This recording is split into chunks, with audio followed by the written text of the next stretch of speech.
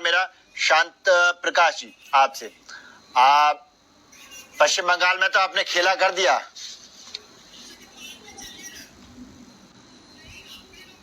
शांत प्रकाश जी आवाज आ रही मेरी आपको इस चैनल के माध्यम? हाँ, मैं सुन पा रहा हूँ। जी जी, मैं आपके इस चैनल के माध्यम से 5 राज्यों में जो वहाँ के देवतुल्य नागरिकों ने जो वोट किया और उसके जो परिणाम आ रहे हैं वो सही में ये जो पर्व है चुनावी पर्व उसमें एक महत्वपूर्ण अपना भाव रखते हैं। विशेष रूप से पश्चिम बंगाल में जो राष्ट्रवादी जो ये समझने की मानसिकता पिछले तमाम वर्षों से वहां पर पुष्ट थी और एक विशेष वर्ग को लेकर के वहाँ की जो सरकारें जो है वहाँ के जो नेता हैं वो बाकी लोगों की है काबिल से उससे मुक्ति मिली है। मैं ये मान करके चलता हूँ कि पश्चिम बंगाल आज वो सही मायने में आजाद हुआ है, क्योंकि पहले उससे पहले कम्युनिस्टों का वहां पर और फिर उसके बाद ममता बनर्जी जो है वो निर्ममता से शासन कर रही थी और विशेष वर्ग को ही वो सिर्फ लाभान्वित करने का काम कर रही थी। वो कहीं भी समुचित वर्ग को ध्यान में रख करके काम नहीं कर रही थी, उपेक्षा कर रही थी नहीं है और उस चीज को जो है वहाँ की जनता ने नकारा। किस तरीके से उन्होंने डेवलपमेंट को दूर रखा, किस तरीके से आपसी सद्भाव को उन्होंने दूर रखा, वहां पर किस तरीके से गुंडा राज स्थापित करा, वहाँ के लोगों को पलायन करने के लिए मजबूर होना पड़ा। ये सब चीजें वहाँ की जनता और वहाँ का आवाम देख रहा था। मोदी जी ने, अमित शाह जी ने वहाँ पर जिस योजनाबद्ध तरीके से इस बार जो है सारी व्यवस्था वहाँ पर बनाई, इलेक्शन कमीशन ने जिस तरीके से वहाँ पर सख्ती के साथ में SIR जो है उसको इम्प्लीमेंट किया, वहाँ पर सुरक्षा बलों ने अपनी बहुत बेहतरीन भूमिका निभाई। जो गुंडागर्दी करा करते थे, तमाम भाजपा के कार्यकर्ताओं को पहले शहादत देनी पड़ती थी, वो सब चीज से आज मुक्त हुआ है पश्चिम बंगाल। पश्चिम बंगाल की जनता को बहुत बहुत बधाई आपके चैनल के माध्यम से। साथ ही साथ आसाम में हम तीसरी मर्तबा भारी बहुमत के साथ में जीत रहे हैं, सरकार बना रहे हैं। आसाम के आवाम को भी बहुत बहुत बधाई और उन सभी देवतुल्य जो नागरिक हैं जिन्होंने भारतीय जनता पार्टी के पक्ष में वोट किया, उन सबका बहुत बहुत आभार। तो साफ तौर पर ये कहना है आपका कि पश्चिम बंगाल अब आजाद हुआ है, मतलब वो जो आजादी मिली थी 1947 में वो आजादी नहीं थी और अब जहां बीजेपी की सरकार जिस राज्य में बन जाती है तब जाके वो आजाद होता है, उससे पहले वो आजाद नहीं है, वो गुलाम था। है बिल्कुल बिल्कुल।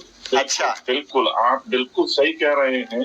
तो जहां मतलब जहां बीजेपी की सरकार बन जाएगी, जिस राज्य में बीजेपी की सरकार बनेगी वहां पर आजादी मिलेगी। बिल्कुल अच्छा। बिल्कुल, मैं इस बात को पूरी जिम्मेवारी से कहता हूँ कि जहाँ पर हमारी सरकार डबल इंजन की बन रही है, वो प्रदेश जो है वो बहुत बेहतरीन विकास कर रहे हैं।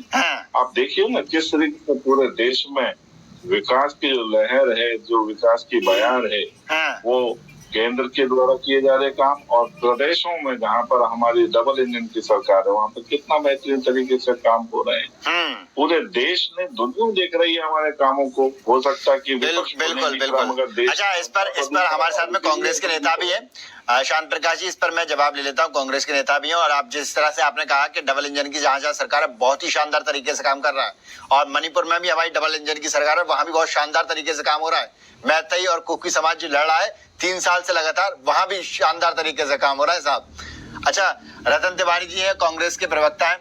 रतन तिवारी जी, आप किस तरह से देखते हैं? जवाब दे देता हूँ। मणिपुर भी एकदम सुधरेगा। जिस तरीके से जम्मू कश्मीर की गुंडागर्दी को खत्म किया, मणिपुर की भी गुंडागर्दी को खत्म करेंगे साहब। 3 साल, 2023 से तो 2026 लग गई, 3 साल है तो वहां पे हो गई। अरे सुन लो भैया, सुन लो। मणिपुर जो है ना एक दिन में नहीं बिगाड़ा हुआ। मणिपुर को पुष्ट जो है कांग्रेस ने ही किया है, मगर मैं वायदा कर रहा हूँ कि मणिपुर को हम सुदृढ़ कर देंगे, एकदम दुरुस्त कर देंगे। कब? 3 साल है तो हो गई, हिंसा होते हुए अभी भी आपकी सरकार है, आपके मुख्यमंत्री। अच्छा, मैं कांग्रेस नेता भी है, मैं उनसे जवाब ले लेता हूँ। कश्मीर की बात क्यों नहीं करते? कश्मीर को देखो नहीं किस तरीके से हमने सुधारा। हाँ, और पश्चिम बंगाल को भी सुधार दिया, पश्चिम बंगाल में भी कोई नाच हो रहे थे। बिल्कुल बिल्कुल आपने सही कहा। जिस तरह से आपने कहा कि कश्मीर को सुधार दिया, तो कश्मीर में हमने अभी हमने पिछले महीने हमने वर्षगांठ मनाई है। पहलगाम हमले की हमने पिछले साल ही वर्षगांठ बनाई है। कश्मीर को आपने किस तरह सुधारी है वो देख लिया हमने। क्योंकि जिस तरह से आतंकवादी हमारे घर में घुसा है ना, ये बहुत बड़ा सवाल खड़ा करती है। अरे कांग्रेस के नेता भी है, मैं उनसे जवाब ले लेता हूँ। और आपको तो जीरो पर कर दिया, जीरो पर किस मुंह से बैठ गए टीवी पर? पश्चिम बंगाल में खाता नहीं खुला है, जीरो पे बैठे हुए हो। 40 रुपए का चश्मा पहन के बातें बनाएंगे। अच्छा शांत प्रकाश जी दूसरे व्यक्ति भी हैं। आपको मैंने वक्त दिया, दूसरे व्यक्ति भी हैं, उन्हें भी बोलने दीजिएगा। अरे शांत प्रकाश जी, अरे चाचा जी, शांत प्रकाश जी मैंने आपको वक्त दिया, आप दूसरे व्यक्ति उन्हें बोलने दीजिएगा। चाचा जी 40 रुपए का चश्मा पहनकर प्रवचन मत दीजिए, अब सुनिए मैं बोलूँ। जी बताएं, आप किस तरह से देखते हैं? महंगा तो आप ही खरीदोगे, महंगा तो आप ही खरीदोगे, क्योंकि सारा भ्रष्टाचार का पैसा, तमाम काला पैसा तो आप ही के पास है। हम तो 40 का मांग करके बैठते हैं। अच्छा शांत प्रकाश जी, आपको मैंने पूरा वक्त दिया, आप दूसरे व्यक्ति को भी बोलने दीजिएगा। रतन तिवारी जी, आप किस तरह से देखते हैं? जहाँ जहाँ बीजेपी पहुँचती है, मतलब तब जाके वो राज्य आजाद होता है। यानी कि जिस तरह से पश्चिम बंगाल में बीजेपी बढ़त बनाए हुए 193 सीटों पर आगे चल रही है, साफ तौर पर यह कहना है बीजेपी का कि अब पश्चिम बंगाल आजाद हुआ है। 47 वाली आजादी नहीं थी, अब आजाद हो रहा है। क्या कहेंगे इस पर? सबसे पहले शुरुआत मैं करना चाहता हूं कि आपने शांत प्रकाश जाटव के घाव पे नमक डाल दिया और मणिपुर का जिक्र कर दिया, वो तिल मिला। अब देखिए पश्चिम बंगाल में मैं इन्हें शुभकामनाएं देता हूं। निश्चित तौर पे ममता बनर्जी का घमंड टूटा है और कांग्रेस पार्टी इस बार उनको जो बैकडोर से समर्थन दे रही थी, हर चुनाव में कांग्रेस पार्टी ने उन्हें बैकडोर से समर्थन दिया, लेकिन इस बार राहुल गांधी जी का अंदाज आपने देखा होगा, किस प्रकार पश्चिम बंगाल में जाके उनके ऊपर आरोप प्रत्यारोप किए, किस प्रकार ममता बनर्जी को उनकी औकात दिखाने का काम किए, तो उसका फायदा निश्चित तौर पे भारतीय जनता पार्टी को हुआ है। लेकिन अगर केरल की बात करें तो केरल में, सुन लीजिए भाई साहब, शांत हो जाइए, शांत हो जाइए, हम आपको सुन रहे थे। अरे आपकी उम्र हो गई है, कम से कम शांत हो जाइए, क्यों बीच में बच्चे जैसी हरकत करते हैं? उम्र हो गई है आपकी, अरे उम्र हो गई है आपके, बाल बड़े हैं। शांत प्रकाश जी उम्र हो गई है, क्यों बच्चे जैसी हरकत करते हैं? शांत प्रकाश जी जब मैंने आपको वक्त दिया तब आपको किसी ने इंटरप्ट नहीं किया। शांत प्रकाश जी मेरी बात सुनिएगा। शांत प्रकाश जी मैंने सुन लीजिए ना, तमीज से बात करो बेटे। अरे शांत प्रकाश जी, राहुल जी की उम्र और मेरी उम्र बराबर है। शांत प्रकाश जी मैं चाहूंगा आप किसी पर पर्सनल कमेंट न करें, और जब मैंने आपको वक्त दिया तो सब पूरे पैनल ने आपको सुना। शांत प्रकाश जी, चाचा जी शांत अरे यार सुनो ना, शांत प्रकाश जी कभी रतन को क्यों नहीं सुना दे आप? अरे इस आदमी को खुद आप रहे हैं। म्यूट पर है, अनम्यूट कर लीजिएगा।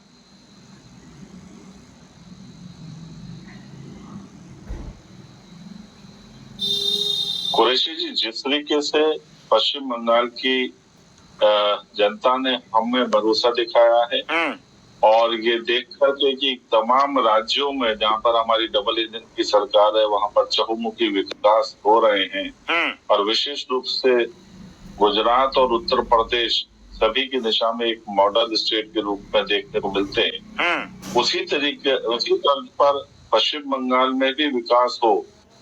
पिछले तमाम वर्षों से जब से कम्युनिस्ट और उसके बाद ममता जी का जब शासन रहा है, वहाँ पर कोई नए उद्योग नहीं लगे। हमने किस तरीके से नैनो मोटर्स को पहले स्थापित होते हुए देखा, उसके बाद में उसको हटाने के लिए इन्होंने जिस तरीके से मुहिम छेड़ी और वो वहाँ से कंपनी चली गई। अगर वो वहाँ पर स्थापित होती तो वहाँ की जनता को लाभ मिलता।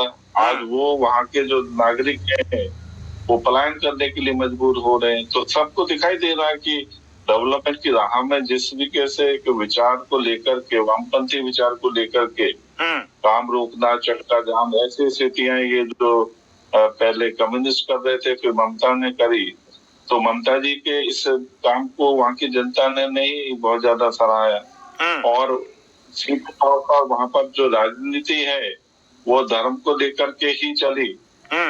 वहाँ की जनता ने देखा कि किस तरीके से, आप देखो तमाम लोगों के बयान वहाँ पर, ठीक है हम सब मिलकर के रहे, मगर एक किसी वर्ग को लेकर के और केवल मोहब्बत बखेर देना और बाकी को, तो लोगों में कहीं ना कहीं जो है ना परेशानी तो आती है। और फिर डेवलपमेंट नहीं होना, डेवलपमेंट क्यों नहीं कर रही है, जो केंद्र की योजना है उनको इम्प्लीमेंट नहीं होने दे रही, और अपने वहाँ पर जो है भ्रष्टाचार पर अंकुश नहीं लगाना, ये सब चीजें जो है वहाँ की जनता को दिखाई दे रही थी। और डबल इंजन की सरकार की सख्त जरूरत को महसूस करा उन्होंने, और चुपचाप मुंह पर उंगली रख करके वोट दिया था। इसको मैं बड़ा सावधानी से कहूंगा कि वो लोग भयभीत थे 2021 में परिणाम के बाद में, जिस तरीके से